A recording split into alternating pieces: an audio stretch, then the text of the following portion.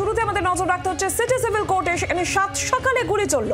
Service revolver থেকে গুলি চালিয়ে আত্মঘাতী হয়েছেন পুলিশ কর্মী। প্রাথমিকভাবে যেটা অনুমান করা হচ্ছে, এক বিচারকের নিরাপত্তার দায়িত্বে ছিলেন ওই পুলিশ কর্মী। আচমকাই নিজের সার্ভিস রিভলভার থেকে নিজেকেই গুলি। আত্মঘাতী পুলিশ কর্মীর নাম গোপাল নাথ। তিনি আত্মঘাতী হয়েছেন বলে প্রাথমিক অনুমান। চেয়ারে বসা অবস্থায় তার দেহ উদ্ধার হয়েছে এবং আজ সকালবেলায় 7টা নাগাদ এই ঘটনা। আদালত বিল্ডিং এর নিচের তলায় ওই দেহরক্ষীর দেহ উদ্ধার হয়। চেয়ারে বসে অবস্থাতেই তিনি গুলিবিদ্ধ হয়েছিলেন। সেই অবস্থা থেকেই তাকে তড়িঘড়ি উদ্ধার করে হাসপাতালে নিয়ে যাওয়া হয়। তবে চিকিৎসকেরা তাকে পরীক্ষা করে মৃত বলে ঘোষণা করেন। কিভাবে মৃত্যু, এই বিষয়টাই এই মুহূর্তে খতিয়ে দেখছেন তদন্তকারীরা। সিটি সিভিল কোর্টে গুলি চলল আজ, আর এই পুলিশ কর্মীর মৃত্যু হয়েছে গোপাল নাথ, যার নাম। চিকিৎসকরা হাসপাতালে নিয়ে যাওয়ার পর তাকে মৃত বলে ঘোষণা করেন। সার্ভিস রিভলভার থেকেই গুলি চলেছে। এক বিচারকের নিরাপত্তার দায়িত্বে ছিলেন ওই পুলিশ কর্মী। প্রাথমিকভাবে তদন্তে বলা হচ্ছে আত্মঘাতী ওই পুলিশ কর্মী। সার্ভিস রিভলভার থেকে নিজেকেই গুলি করেন তিনি। আর এরই পাশাপাশি গোটা ঘটনা এখনো পর্যন্ত ঠিক কি জানতে পারা যাচ্ছে, ঠিক কি ঘটেছে, প্রতিবেদনও পাঠিয়েছেন আমাদের প্রতিনিধি অয়ন ঘোষালের পাঠানো প্রতিবেদনের দিকে একবার নজর রাখবো। সকাল 7টা, তখনও অফিস পাড়ার ঘুম ভাঙেনি। তারই মধ্যে বিকট শব্দ।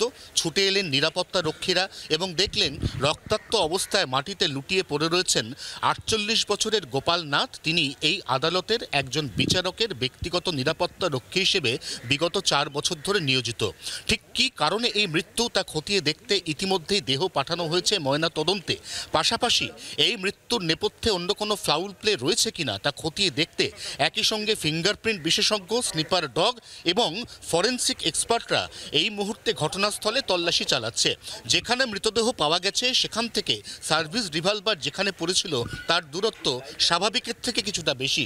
সেই কারণেই অন্য কোনো ফাউল প্লে রয়েছে এমন আশঙ্কার কথা উড়িয়ে না দিয়ে গোটা বিষয়টি নিয়ে এই মুহূর্তে তদন্ত করছে পুলিশ। জি 24 ঘন্টার জন্য ক্যামেরায় তরুণের সঙ্গে অয়ন, কলকাতা।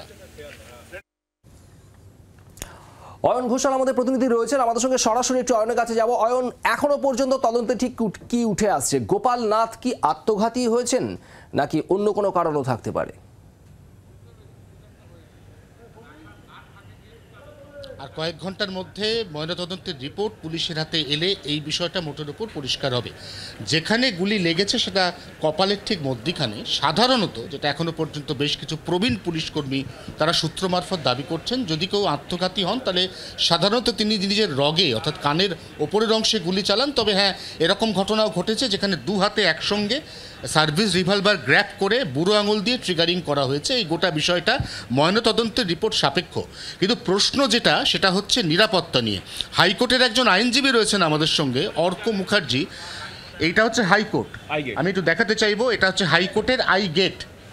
তার ঠিক বিপরীত প্রান্তে হচ্ছে হাইকোর্টের অ্যানেক্স বিল্ডিং। তার ঠিক সামনে হচ্ছে নিউ সেক্রেটারিয়েট বিল্ডিং। তার ঠিক পাশে হচ্ছে হাইকোর্টের কর্মচারীদের আবাসন। তার ঠিক পেছনে হচ্ছে সিটি সিভিল কোর্ট। অর্থাৎ যে জায়গাতে এই ঘটনাটা ঘটেছে সেটা অত্যন্ত স্পর্শকাতর এবং একটা হাই সিকিউরিটি জোন। এক্ষেত্রে এই ধরনের ঘটনা, অর্কবাবু আপনার কাছে আমার প্রশ্ন থাকবে, আপনি একটু আগেও বলছিলেন সার্ভিস শুরু করার কিছুক্ষণ আগে কোর্ট ইন্সপেক্টর তার কাছ থেকে আর্মস পান, যে কোনো সশস্ত্র রক্ষী।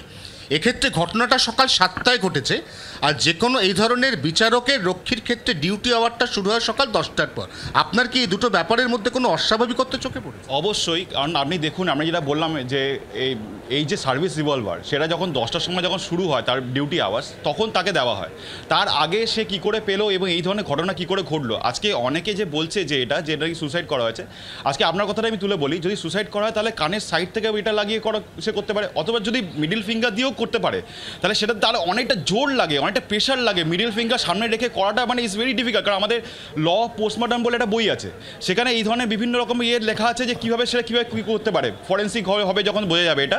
কিন্তু আজকে আপনারা দেখুন, মানে এই যেটা আপনাদের ক্যামেরাম্যান ঘুরি দেখাচ্ছে, এটা হচ্ছে আই গেট, পেছনে যেটা হচ্ছে সেটা জি গেট, এই হচ্ছে মধ্যস্থল। এইখানে যদি এরকম ঘটনা ঘটে আপনারা যারা আইনজীবী তারা তো আলাদা করে কোনো নিরাপত্তা রক্ষী পান না, আপনাদের এবার থেকে এই যে কাজের জায়গায় যেতে আসতে কতটা আশঙ্কার জায়গা তৈরি? মানে আমরা তো ভয়ে মানে আমাদের হাত পা ঠান্ডা হয়ে যাচ্ছে, গায়ে শিহরণ আইনজীবীরা কিছুটা আশঙ্কা বোধ করছেন, নিরাপত্তার অভাব বোধ করছেন, তার কারণ অত্যন্ত হাই সিকিউর একটা জায়গায় ঠিক এই ধরনের ঘটনা আজ ঘটেছে। পুলিশ খতিয়ে দেখছে সবটাই, আমাদের নজর থাকবে সেদিকে।